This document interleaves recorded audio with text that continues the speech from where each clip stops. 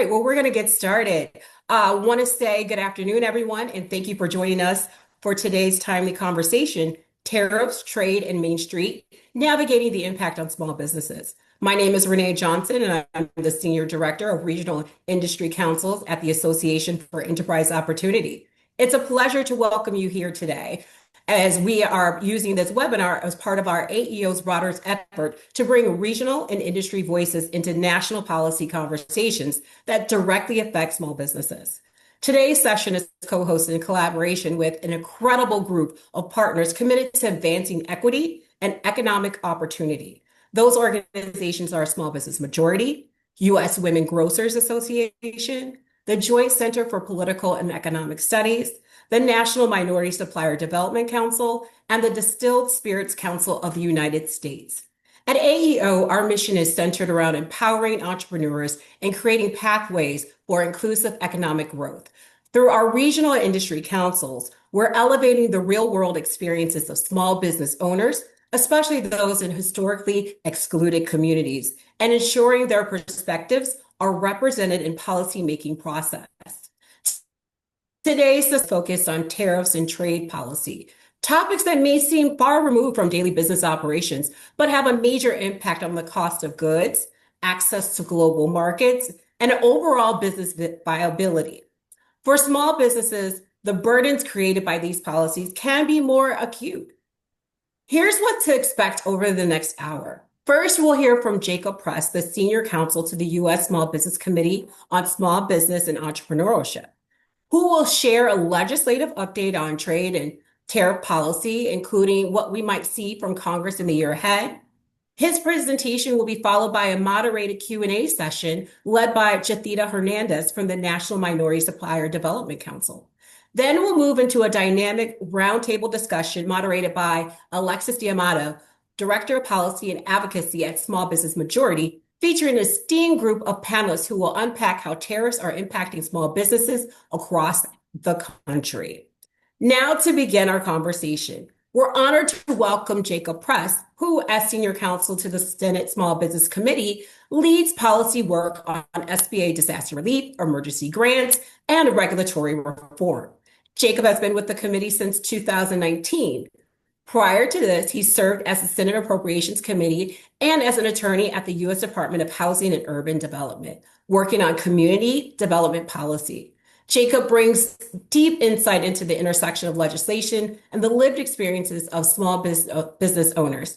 And today, he'll be walking us through current and proposed tariffs, trade policy trends, and what small businesses should keep an eye on as we move through 2025. And with that, please join me in welcoming. Thank you so much, Renee, and thank you to AEO, to Alexis and Small Business Majority, and all the other groups that are dedicated to securing a pathway to prosperity that small business entrepreneurship offers to so many people around the country. I just want to start off getting a couple of housekeeping things out of the way. I'm speaking on my own behalf. My views don't represent the views of the committee or ranking member. Just have to put that out there, and also it's not for attribution if there are any press listening. I want to start by thanking all of you for tuning in. It is so important to have an advocacy group out there speaking on behalf of all small businesses. You know, we hear a lot of voices here on the Hill, and unfortunately, the loudest, the most well-financed ones tend to get the most attention. And we love hearing from AEO. We think Small Business Majority, all of these groups that represent our smallest of small businesses, the people who have dedicated their lives, who've mortgaged their homes in order to start their businesses, people who really understand what it means to build something from the ground up and who are living that true experience of entrepreneurship. You guys are such an important voice, and it helps us do our job when we hear from everybody. And so having the opportunity to speak with you today is a real honor, and it helps us do our job. I want to thank you for giving your time to this type of work. We know small business owners are among the busiest people in the world. They don't have a lot of free time. But the fact that you're here today to listen is really important, and it says a lot about your commitment to making sure small businesses have a shot in this current economy and this current environment. So, having said that, I just want to clarify: I work for the Senate Small Business Committee. We oversee the Small Business Administration. The Small Business Committee is obviously, we think about tariffs a lot, but tariffs are a huge, huge government-wide policy. It affects everything, commerce, it affects trade, obviously international relations.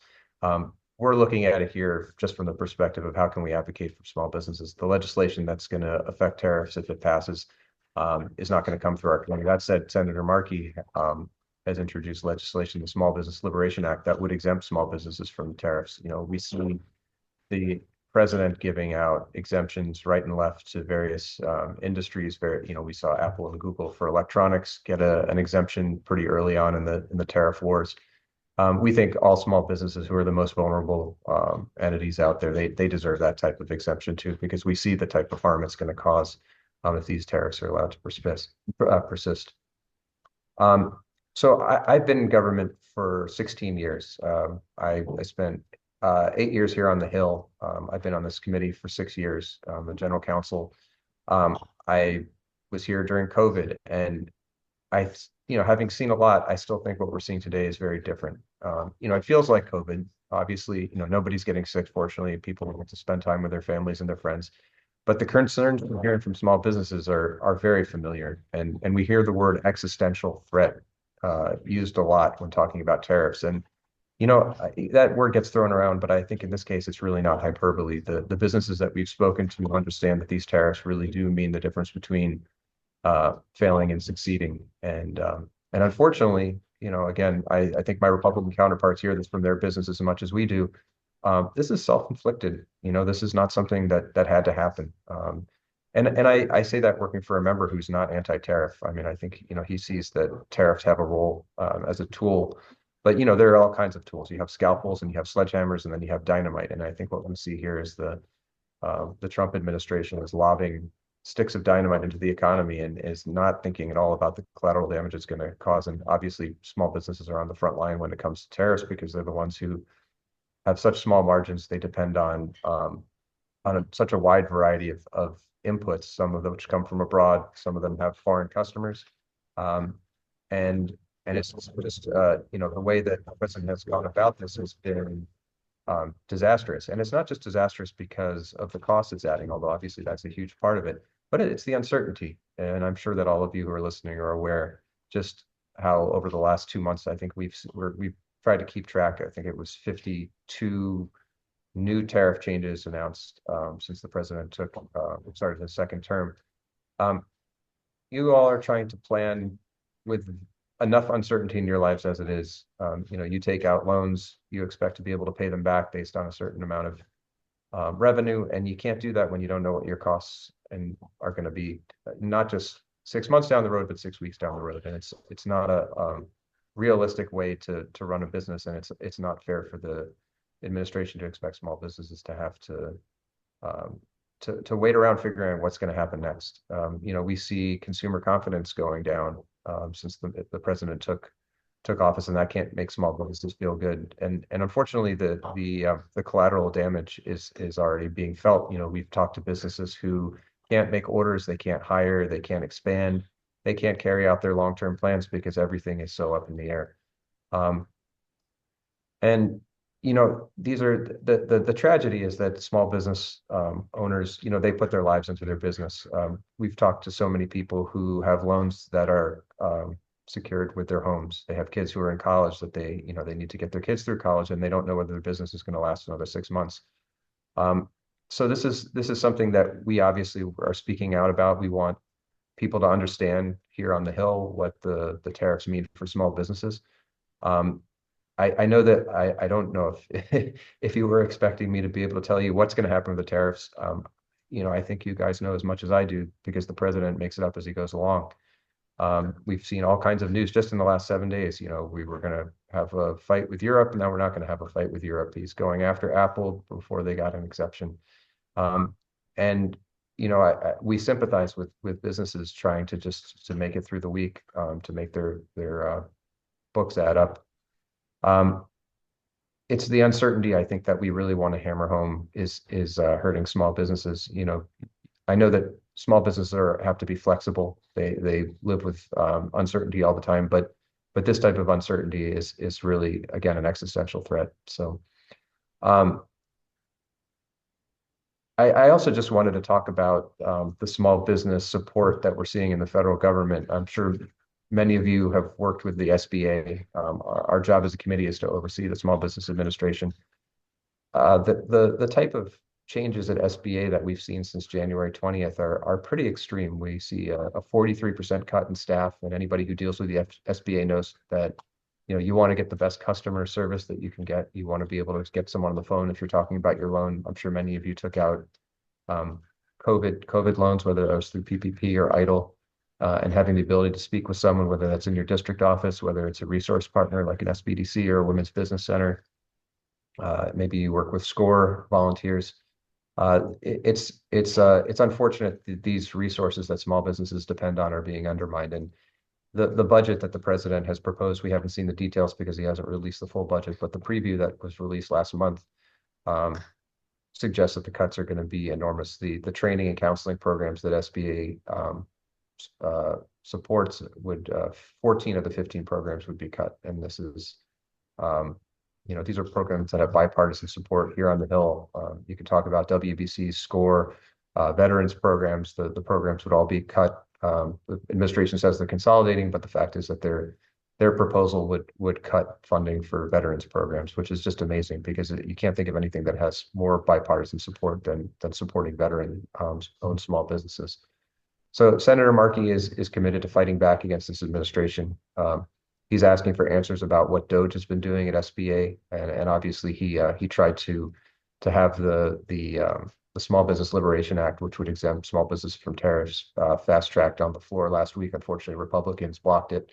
Um, but we will continue raising the concerns that we're hearing. I mean, not just concerns, the fears, and to make sure that the administration understands when Administrator Loeffler comes before us, that she understands exactly what these tariffs mean for small businesses. And as a committee, we see our job being your advocate. And obviously, we're very happy to hear from you because you are our eyes and ears on the ground around the country. And those of you who have spoken out about the tariffs, I think this is a message that really resonates both with small business owners and also with small business customers. Um, Small businesses are, they make our communities what they are. I think everybody feels um, close to their small businesses. They depend on them, and nobody wants to see them unnecessarily undone by these tariffs. So I'm happy to answer questions. Again, recognizing that in some cases on tariffs, I know as much as anybody else, but I'm happy to lend my perspective. So again, thank you for having me, and I appreciate the opportunity to speak with you today.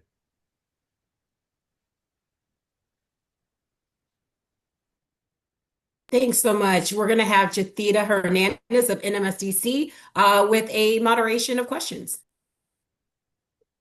Thank you, Renee, and certainly thank you to AEO for having NMSDC participate in this robust discussion. It's so timely. Thank you so much, Jacob, for your conversation with us. I wanted to just lean in a little bit further on some of the points that you mentioned. One, you talked about the 52 new tariffs that we've seen unrolled since the top of the year, and wondering, in MSDC, we represent over 18,000 minority businesses across this country, and they're all in some way feeling the effects of these tariffs. What, if you could provide any context, and certainly you don't have a crystal ball, but how are they the current and the proposed tariffs evolving? How are we seeing any trends in their evolution at all? I keep the Wall Street Journal ticker open on my desk just to see how the markets are treating this. And obviously small businesses it's a nationwide question what's going to happen with the tariffs, but I don't think anybody knows what's going to happen. I mean, the markets are as unpredictable as they've ever been. And I take that as sort of a shorthand for what the rest of the nation is feeling, because we don't know what the president is going to do from day to day. We don't know what his team has in the long run. We don't know what their method is. The tariffs that were introduced on Liberation Day have been put on hold. He's done a lot of pauses. It seems like some of this is for press. He wants to show a strong, firm hand. And at other times, it seems like he's reacting to the market. So it's not clear how far he's going to go. And I wish that I could give you some sense. Obviously, everybody is looking for some clue so that they can figure out how to proceed, but I don't want to put myself out there as an expert. And I honestly, I don't think that there's anybody who's an expert. You see people talking on TV all the time, thinking that they have some window into the president's thinking. But I honestly, you know, I wish I Sure. could say more, but I think anyone's guess is as good as mine. Absolutely. So, what would you say then are the top priorities for the Senate Small Business Committee as it relates to trade policy in 2025? So the Senate Small Business Committee, again, I'm a Democrat on the Senate Small Business Committee. We are not in the majority right now. We were in the majority last Congress. We're acting from a position of being in the minority. Senator Ernst has not really acknowledged the pain that sorry, and Chair Ernst, who's our chair. I shouldn't say that she has acknowledged the pain, but again, repeating the president's points that this is short-term pain, that this is all in the greater good, all for the greater good to wean ourselves off of foreign imports. But I think where we stand, we just want people to understand what small businesses deal with. That the supply chain is far more complex than the president is making it out to be. That no matter what business you're in, if you're a restaurant, your coffee prices are going to go up. You can't grow coffee in the United States. If you're a manufacturer, your prices are going up. We've seen that. We've seen a 17% increase since the president began a second term for manufacturing costs because the supplies come from abroad. So even if you do want to onshore things, the cost of doing so is prohibitive. We had a great witness, a manufacturer of guitar effects pedals in Ohio, walked us through the cost of her supplies, and the cost of onshoring it would have been impossible. It was 17 times more than it would have cost for her current supplier. And if this is going to happen, it can't happen overnight. A small business isn't going to survive that kind of shock. And we want people to know that. So we see our job is to make sure that people understand what small businesses are really dealing with, and not the president's sunny rhetoric about bringing back jobs to America, which we support. Obviously we want to have as many jobs here as we can. We want to have good jobs here, but we don't want to destroy small businesses in the process. They shouldn't be collateral damage, especially given the uncertainty around actually creating those jobs, given the cost to start new manufacturing. It's just it's not fair. It's not fair. Right.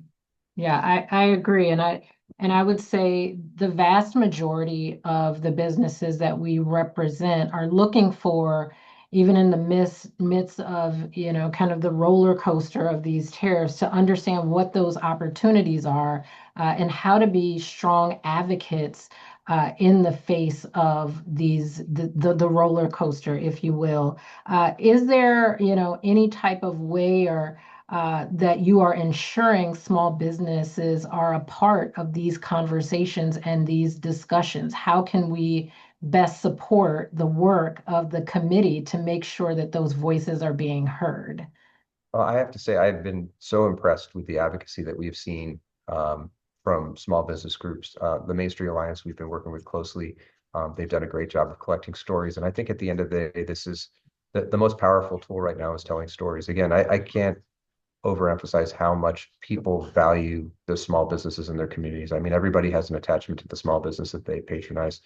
In some ways, they're it's like family. You grow used to go into a business, and it becomes part of your identity, part of your just your daily routine. And hearing about how small business owners are being made to suffer because of an arbitrary decision from the president, again, a self-inflicted wound for the American economy. I think just highlighting those stories is actually the most useful thing right now, and whether that's speaking with the media, whether it's talking to your customers. Obviously, coming to talk to your member, I think it's nearly impossible for anybody here on the Hill to tell the constituent that they don't appreciate the pain that they're suffering right now because of both the cost increases and because of the uncertainty caused by these tariffs. Yeah. So are there any upcoming hearings or pieces of legislation that are addressing these challenges? Well, we've had a few hearings, and again, Chair Ernst has chosen to focus on other things. We had a hearing that was about manufacturing, and we made it about the effect of tariffs on manufacturers. Again, we had that manufacturer from Ohio to discuss really. I mean, because you can't ignore the elephant in the room. You can talk about the aspirations for small businesses. How can you ignore the threat that's hanging over their heads right now? It's just not. It's I don't know. It's delusional to talk about anything but tariffs right now if you're trying to address the concerns of small businesses. And we see that in the polling. We see that in and all the indices out there, in the research that it happens on a regular basis for small businesses. So we intend every hearing to be a tariff hearing. Essentially, when we bring in witnesses, we're going to ask them, how does this feel? What is this doing to your business? And until this threat passes, and we hope the president will understand what this means for small businesses. But until then, we're going to continue to remind our Republican counterparts exactly what this policy means on the ground. Thank you so much, Jacob. That was our last question. And with that, I will turn it back over to Renee. Thank you so much, Jathita. We're now going to turn to Alexis Diamano of Small Business Majority and our amazing panel. Wonderful. Thanks so much, Renee. And thank you, Jacob, and really just to your whole team at the Senate Small Business Committee. We really appreciate all the work that you guys are doing to bring awareness to this issue. By way of introduction, I'm Alexis. I lead our government affairs work at Small Business Majority. Small Business Majority is a national organization representing over 85,000 members. Most of our members are very small businesses, so they classify in the micro business category. We define that as 10 or few owners, including the employee. And let me just tell you, tariffs were not on the top of our priority list heading into this Congress, this administration. In fact, it was hardly an afterthought on our policy agenda. However, since the first few tariff announcements were made following President Trump's election announcement, we just couldn't look away. Small Business Majority's most recent Voice of Main Street opinion poll found that 53% of small businesses are concerned about tariffs negatively impacting their business. And I'll asterisk this by saying this poll was collected in February. So if we were to poll the same numbers again, I'm sure we would see a big jump. But we did still find 77% of business owners were concerned about tariffs impacting the economy negatively overall. So while some business owners are struggling with the aspect of uncertainty alone, others are being faced with a difficult decision to close their doors or raise their prices, as Jacob mentioned. So today, we're really excited to bring some awareness to this conversation and to hear from some of the experts on the ground, to hear how your members are handling this, what small business owners are doing, what they're thinking, and how we can move forward in this debate. So I'll first start by introducing our dynamic panelists. First, I'll introduce Maria Powell, the president and CEO of the U.S. Women's Grocers Association. Second, we'll be hearing from Dr. Devin Fergus, a professor of history and public affairs at Claremont McKenna College, also representing the Joint Center for Political and Economic Studies. And then lastly, we have Christine Locascio, the chief of policy, strategy, and membership at the Distilled Spirits Council of the United States. So clearly we have quite the panel of experts here ranging across industries. And I think we'll start with a question for the full panel, and feel free to sprinkle in any information about your organization that you'd love the audience to know. But our first question is, understanding that the vast majority of businesses in the U.S. are small, tariffs have and will continue to have a grave impact on small firms. So what are the biggest misunderstandings about tariffs and their impact on small businesses? Let's start with Maria. Yes, thank you very, very much. I really appreciate you having me. I'm Maria Powell, President and CEO of the United States Women Grocers Association. We have been around for over 20 years, and myself over 50 years in the industry. And I have seen firsthand many of these crises throughout the course of my business career. And at the present time, we know that because of the effects of COVID, we are taking these new changes in a much hard way for everyone. So the small businesses across the U.S., it has been mainly impacted. One of them, we believe, is understanding what really means with all of this, the tariffs, the changes, and most importantly, understanding when are they effective, when will they take place, if they do, because we still have to go through many, many processes, negotiating with the different countries. I come from the state of California, California being the number 5th economy in the world. We have we have the main industry in California is the imports and exports industry. So I have seen firsthand in the state of California all of this process. And I don't want to focus in the problem if it's okay, because I think that the United States Women Grocers Association, with all of the experience that we have and the representation that we have, which is over 5 million women in producers in Canada, the US, Mexico, Central South America. With that said, we have focused on the solutions from the time we experienced the health crisis. And we have worked very, very hard in regards to bringing this solution so we can mainly help the small businesses, because it affects everything, everybody, not just the food industry, but it's everybody. So we have developed a great model, a great global business platform, which we've been working on that for the past 22, 23 years, which is the Grocer Zone. Developed these platforms in the United States, in Mexico, Canada, and we have formed these platforms through the Pacific Rim to connect the three nations, commercially speaking, to add to the vitality of the exports and exports and imports businesses, and especially here in the US, because the US has the potential to help this development cities. I'm very, very sorry I had a little bit of, but I'm trying my best. So we have like I said, we have developed this zone, and we are working very, very hard in creating the movement of Made in the USA, Made in America. We have proposed these initiatives for the past 20 years.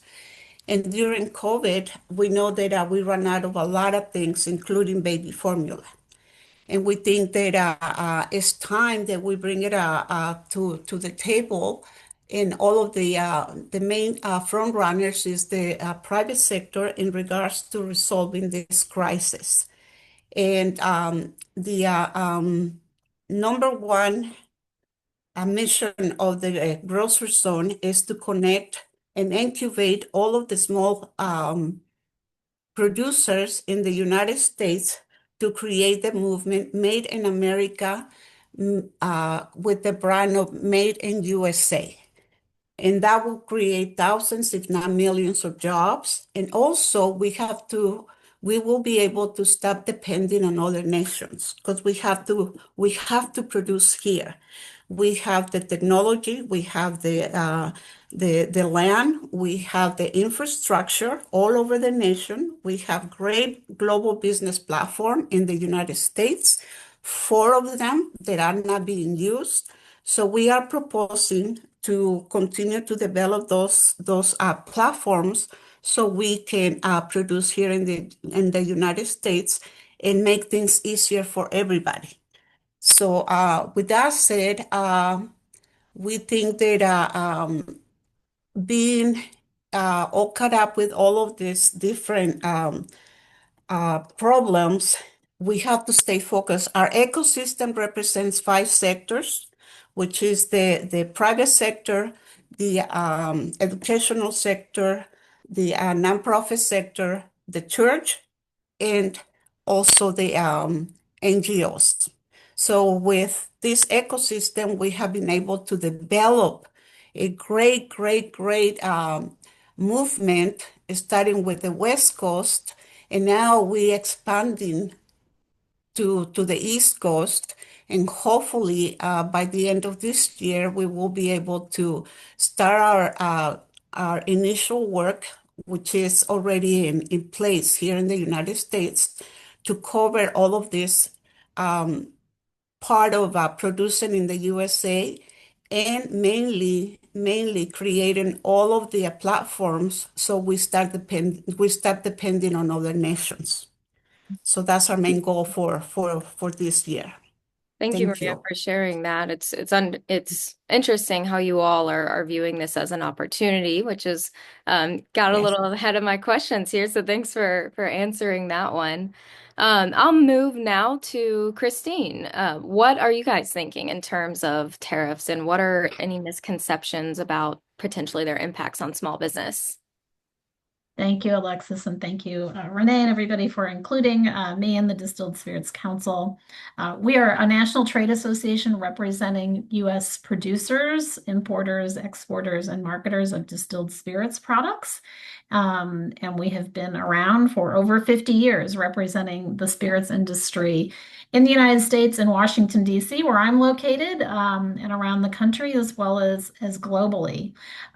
Sadly, our industry has been embroiled in tariffs going back to 2018. Just to give a little bit of history there, prior to that, our exports and our market was totally open. So we had zero tariffs into the United States and in many, many markets around the world. And in fact, we are the model for fair and reciprocal trade. Just to give a few factoids, in 2024, our exports, over 86% of spirits exports from the United States went to markets where we had duty-free access. So, and our exports over the past 20 some odd years really have quintupled as a result of opening markets around the world. So we support open markets, we support zero duties, and really show how having that fair access can help. So to come to your question about some of the misperceptions, our industry, we represent companies, small, medium, and large size companies. And in our sector specifically, we have seen a massive growth over the past 20 years of distilleries. So there are 3,100 distilleries located across the United States, in every state and the District of Columbia. Up from, there were less than a dozen or so when I started at the Distilled Spirits Council, in 2001. So we now have distilleries all over the place. And I think one of the misperceptions about our industry, people know, I think most people know bourbon and Tennessee whiskey. And a lot of people think that, all the exports that we have come from a few key states. Well, in fact, because of this growth of, a lot of distilleries, a lot of them are very small. A lot of them are, of course, entrepreneurs that, left one industry to join this industry because they were so passionate about, bringing these products to market. It's not an easy industry to join.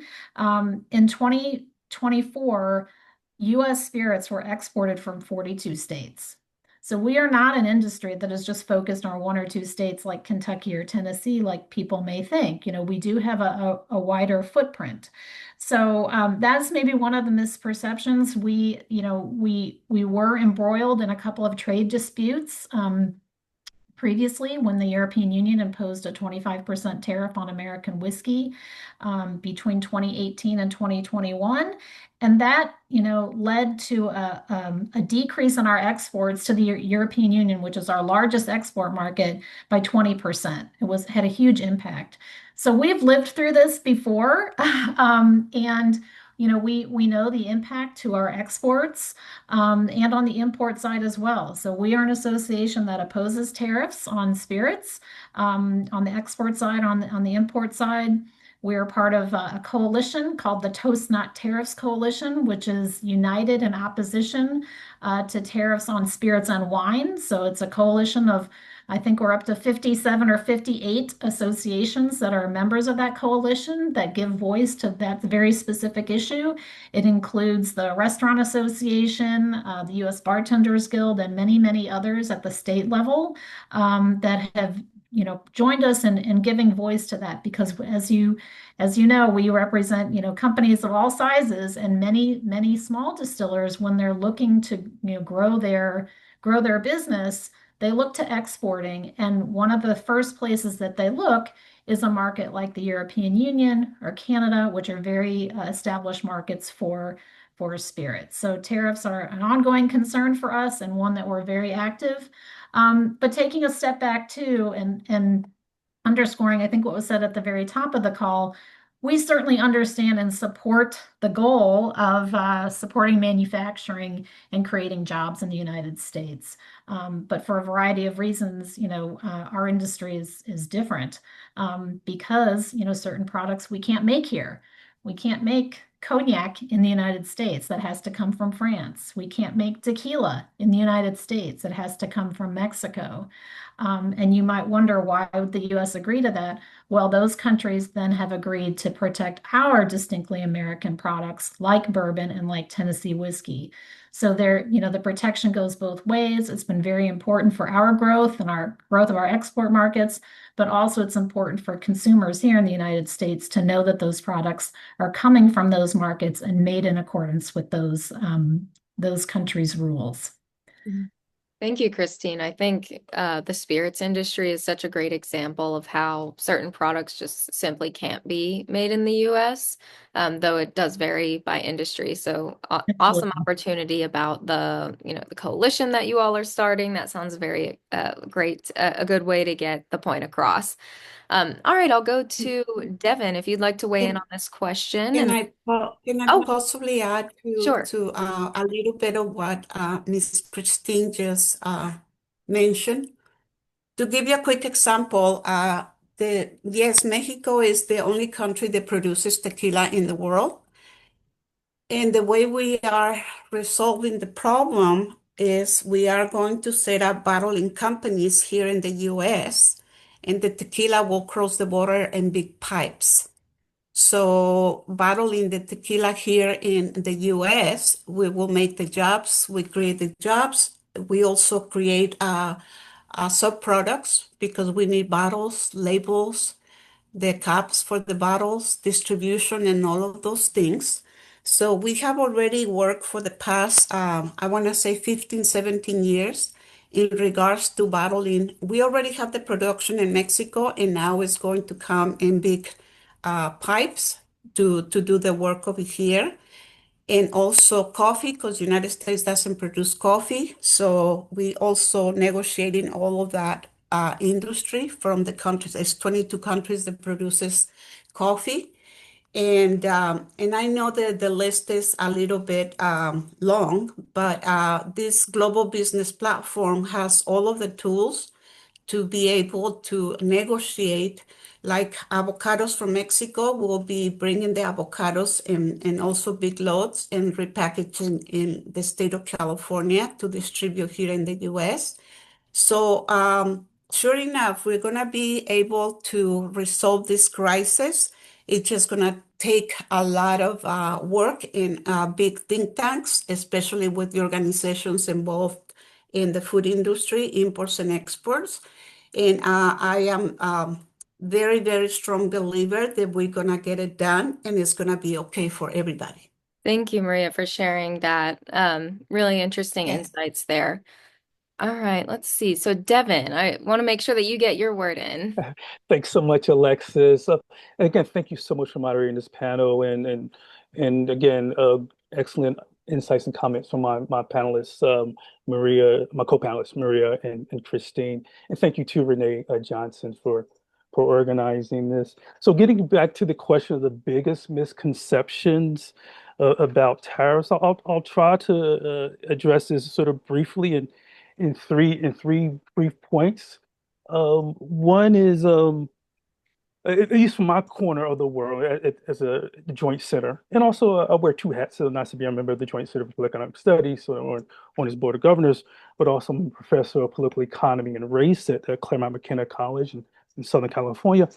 And so one of the biggest misconceptions, I'd sort of say, is that the tariff question, the trade policy question, doesn't affect Black-owned businesses.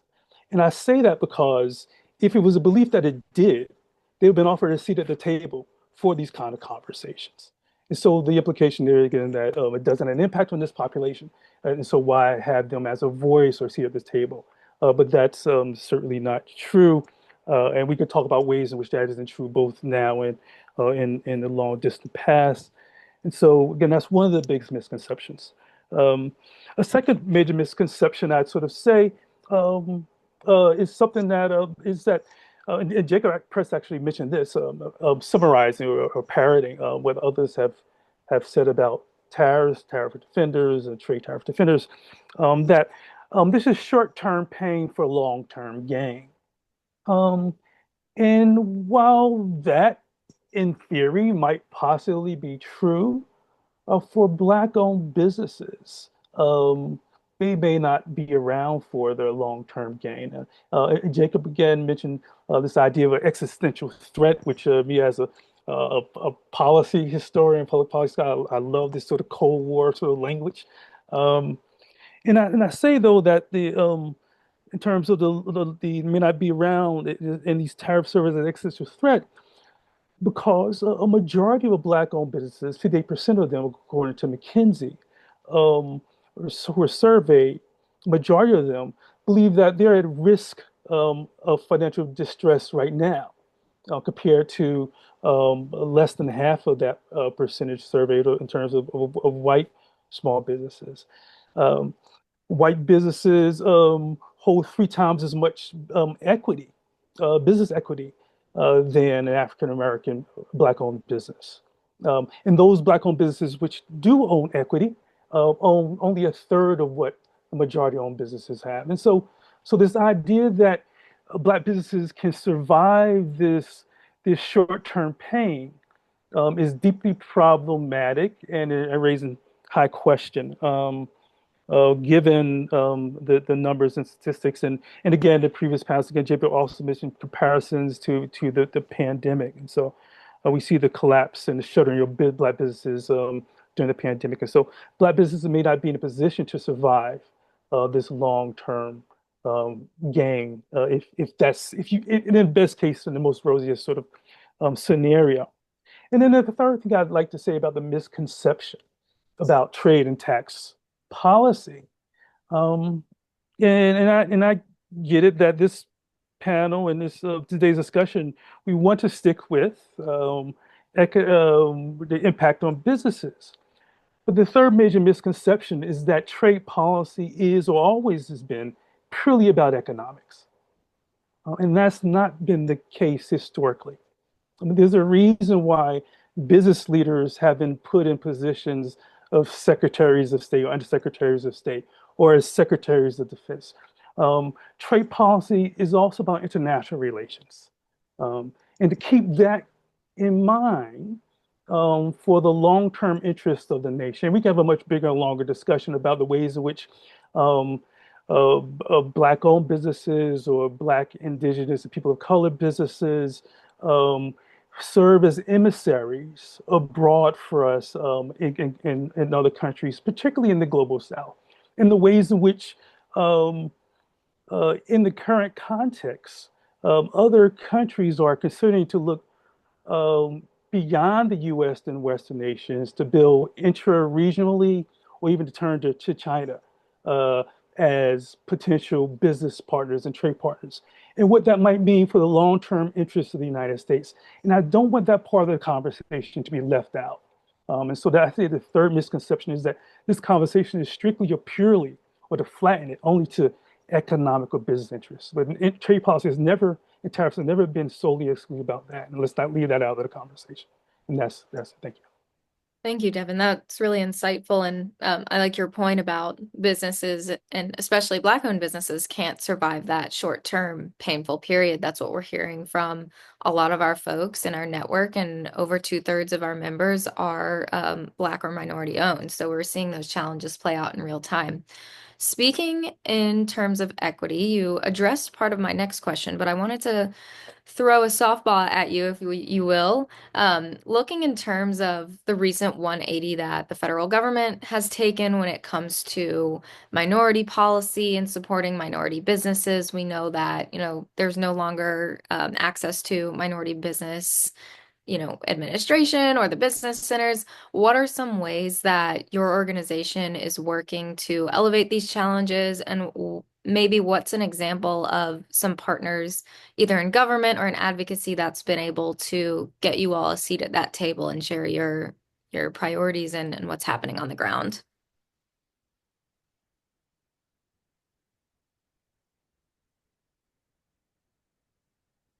So thank you again for this really important question.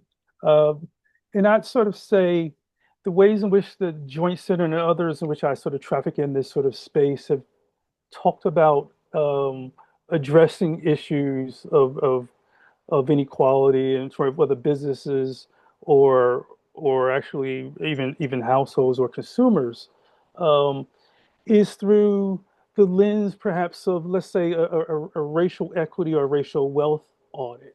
And having that as part of all federal trade and tariff policymaking. Um, and then so there's this notion again, as I sort of mentioned before, that trade policy is often framed as sort of race neutral, but who benefits and who bears the burden is often connected to race and scales of business and access to lawmakers and policymakers, as we've seen. Median small-sized businesses with little or no revenue give virtually no money in terms of lobbying, as opposed to large firms. And we see what Walmart and Target and Home Depot, their conversations go directly to 1600 Pennsylvania Avenue. And so that sort of disconnect about the absence of who benefits from these sort of conversations. And so we need to hopefully to reimagine trade, not simply as I mentioned before, as an economic policy, but also as a tool that we can have in terms of equity goals. And so when I talk about a racial equity and racial wealth sort of audit, um, it would be in terms of federal trade and tariff policies, it would be something like a non-binding sort of CBO scorecard. I say non-binding, so a CBO a scorecard about the ways in which a particular policy is going to have a disparate impact, whether positive or negative, I think if it have on Black businesses or Black households or Black consumers, um, and to have that conversation in terms of trade and tariff policy. Right now, as far as I see it and know, there is no federal report breaking down tariffs effects by race, even though we know that Black-owned businesses are in highly vulnerable sectors such as retail and beauty sectors, textiles, uh, and that so there is no scorecard to give us how these policies are going to affect Black businesses. And again, a CBO could perhaps create a scorecard to let us know what impact these policies, these trade policies, tariff policies, I think would be very useful. And so at least we'll have a sense of the unintended, if not unimagined, consequences of particular trade and tariff policy. That's one thing I would sort of suggest. Another thing I would sort of mention perhaps would be to adapt something that's been used earlier, when I say earlier, in recent years, in the retail sort of sector of Black-owned businesses, something called the 15% pledge, and to apply that to trade. And the sort of 15% pledge that sort of exists is smaller Black-owned retailers go to larger retailers and ask them to provide 15% of their shelf space for these Black-owned sort of businesses, while 50% that sort of approximates the population percentage of African American people, African Americans, or biracial people of color in the general population. And this sort of 15% pledge in trade could be used in sort of federal export programs, or could be part of a fair share for trade financing that goes to historically excluded firms, or could be used as part of an inclusive sort of supply sort of chain practice. And so this 15% sort of pledge would be sort of one other option as well. And I'll sort of leave it there. Thanks so much for the question, Alex. I really appreciate Yeah, it. of course. And that's a really good idea and solution. It sounds to me like a project for the Joint Center in the short term. So would love to see you all develop something like that and then hope to get that launched in the government scale. Absolutely.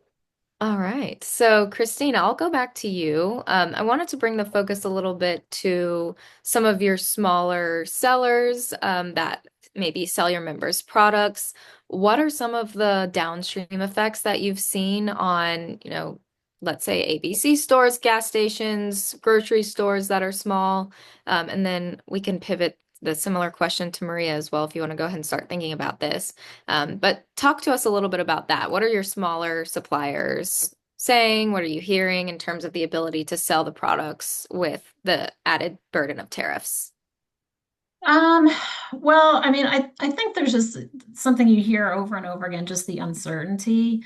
And as was noted, there have been quite a few tariff announcements since the administration came in. So I think, just staying on top of all the changes, and that's one thing they look for, for my organization to keep them up to date on.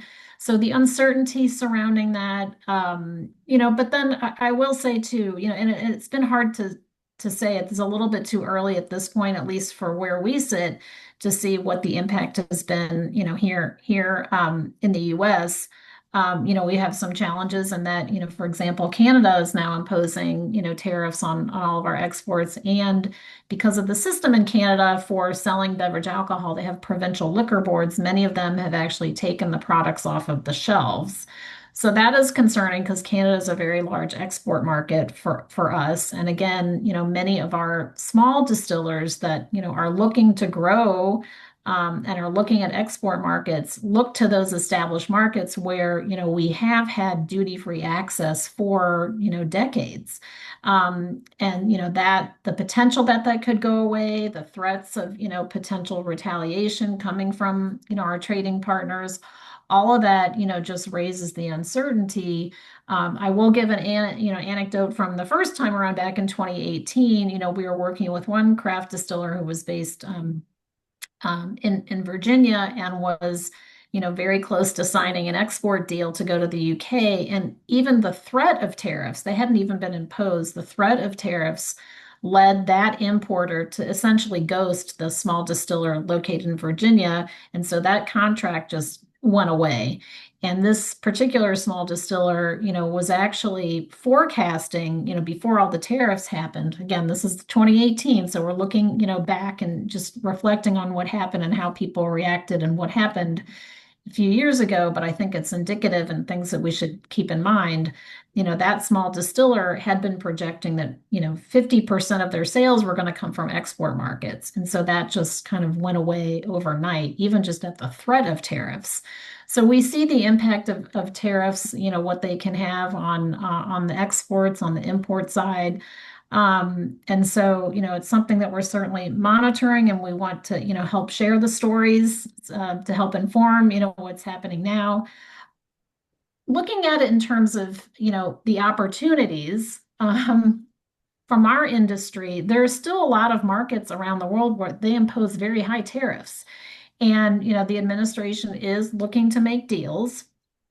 And so, on the hopeful side, we're hopeful that, those negotiations can actually open up new markets for us where we have faced tariffs for a really long time and high tariffs, and those which serve as barriers to, our ability to compete in foreign markets. We did have one early win.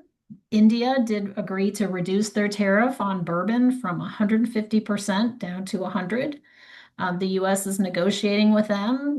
They've been public about that. They're negotiating and trying to get to a deal, and we're hopeful that we can see an even further reduction because India is the largest whiskey market in the world, and the vast majority of what we export globally is whiskey. We export bourbon, Tennessee whiskey, American single malt, and American rye. And all of those, with the exception of Tennessee whiskey, can be made anywhere in the United States, right? These are US products. And so we would love to have greater access into India because of the potential there. But what we would love to see is a return to 0 for 0 with those 51 markets where we have historically had that access because it has, contributed significantly to our growth and is really important for our long-term growth. I bet. Thank And, you and, for. Oh, and, yes. and One with second, that, Maria. I'll just pose yes. one last question to. I was gonna add to what she said. That's Oh, sure. No, I was gonna say that the main impact with us was a Mexican company uh, expanding into the US to build 10,000 supermarkets. That was put on hold. And from Canada to Mexico, 3,000 supermarkets into Mexico, that was put on hold. And between those two companies, that represents over 150,000 jobs, direct jobs. And indirect jobs is a big, big number. So no matter what we say and the way we put it, I really believe that we have to come together, all of us. And they said that the power comes in numbers. And we, the people, needs to fix this, especially the private sector, and present it to the government and then move from there. That's what we believe. Thank you, Maria. You actually answered my last question on Oh, what I'm we should sorry. do in this situation and next steps in terms of solutions.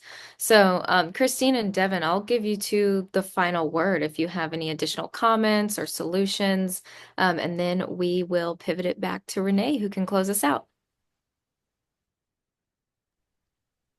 Let's see, Devin, Would do you you like want to to go take this first? if you have anything?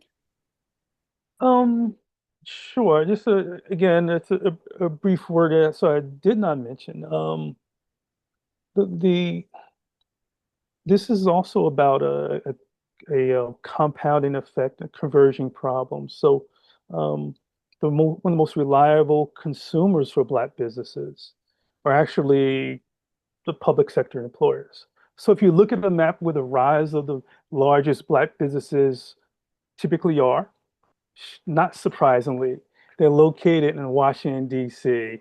and in Maryland. Why? Because of the robust Black public sector there, which provides a reliable consumer base for Black businesses. And so we can't look at these things in isolation. Um, the attack on basically the Black public sector, the attack on DEI, and they're cutting of 13% of employees through DEI, has a direct impact on Black businesses. Um, and so it's a multi-pronged, really, attack on businesses, not simply tariffs, but also on the most reliable consumers of Black businesses, which is really the Black public sector. And I'm just going to leave it there and welcome for someone to email me or comment to me later. Thank you so much. Thank you, Alexis, for moderating this session, and thank you again, Renee. Thank you. Absolutely. Christine? Yeah, and I guess I would just say, it is really important to share your stories, right? And to make your voice heard. I represent the spirits industry and here to talk about the impact on the spirits industry, but we have a great coalition. If anybody's interested and cares about wines and spirits tariffs, please go to ToastNet Tariffs. You can just Google that. We also have a mechanism for people to weigh in directly and through a platform, a grassroots platform that we have called spiritsunited.org. So, if you care about those issues specific to that, please go there and check it out. And if that's not, then, find out who is your trade association or, what campaigns they may have.